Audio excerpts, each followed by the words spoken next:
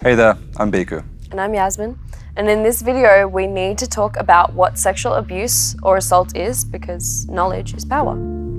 Yeah, so any unwanted sexual attention, which includes forced kissing, grabbing, touching, anything sexual, whether it's on top of your clothes or underneath them. It also includes any kind of contact with private body parts that you don't want, don't agree to, or are forced to do. So basically, it's any sexual behavior that you haven't consented to and you need to know it's more than just not okay, it's crime.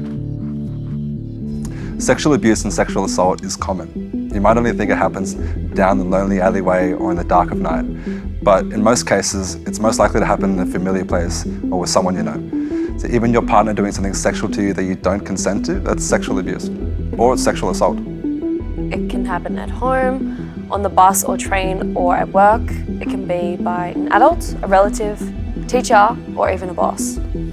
It can happen between two people who are the same age. It happens at school. It can happen at parties. People can especially be vulnerable to sexual abuse or assault when they're on drugs or when they're drinking. I came here.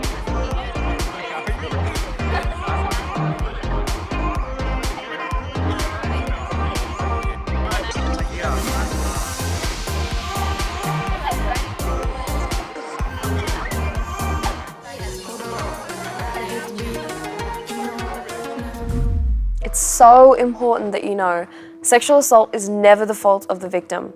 It doesn't matter if you've been partying, drinking, or using drugs. It doesn't matter what you were wearing, what time it was, or where you were. It's never your fault.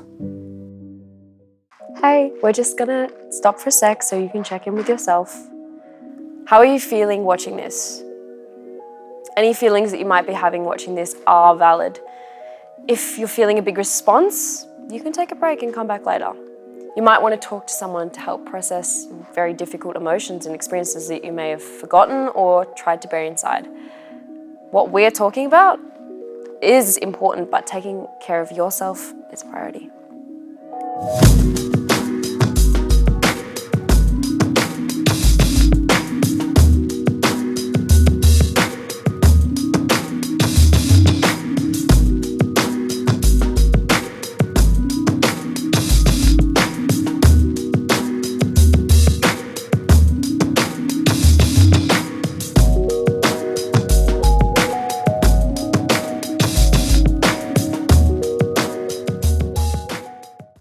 Okay, so let's talk about some ways that can help everyone stay safe. One is being clear about your boundaries. It's important to say no to anything that you don't feel okay about doing. If someone is saying no to you, stop. Don't keep going. Don't force, pressure, don't coerce them into doing something that they don't want to do. Trust your instincts. If you feel uncomfortable or unsafe, you can leave the situation. Your safety is more important than what anyone else thinks. Yeah, so when you're out, make sure your friends know where you are, and it's best to stick with your friends and look after each other. Super important too is what you share about your movements on social media.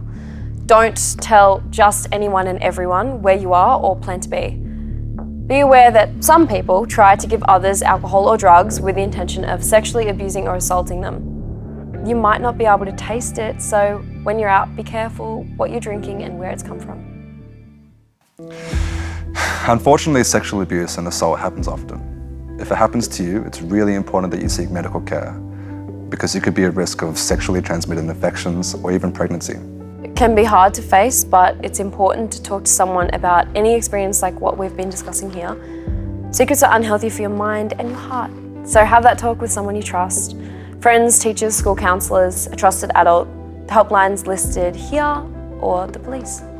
If you see an unsafe situation play out, don't be the only person that knows about it. Tell somebody around you. Say, hey, you see that over there? Do you think that's a safe thing to do? And if you don't feel safe about it, let somebody that is responsible and sober know, and maybe they can help you, because it shouldn't just be you that holds onto the information. Be an upstander, don't be a bystander. Fact or cap? Sexual abuse and sexual assault can be traumatic. It's a fact.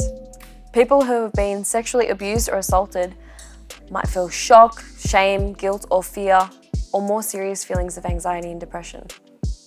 They might even have nightmares or flashbacks. Getting help is really important. Sexual abuse and sexual assault can be hard to talk about. Fact, it can be really hard to tell someone what's happened. You might worry about not being believed or that people will blame you. It's really easy to minimize what it is that's happened to you as a way of making yourself feel a bit better, but it's okay. And it's really important that you find someone you trust to support you. Girls make up stories about being sexually assaulted all the time. Kat, this is not true. If someone tells you that they have been sexually abused or assaulted, listen to them, believe them, and support them. You have to report sexual abuse or sexual assault to the police straight away. Kat, often people don't realise what's happened to them until years later, but you can still report it. Thank you for watching, and most importantly, respect and look out for each other.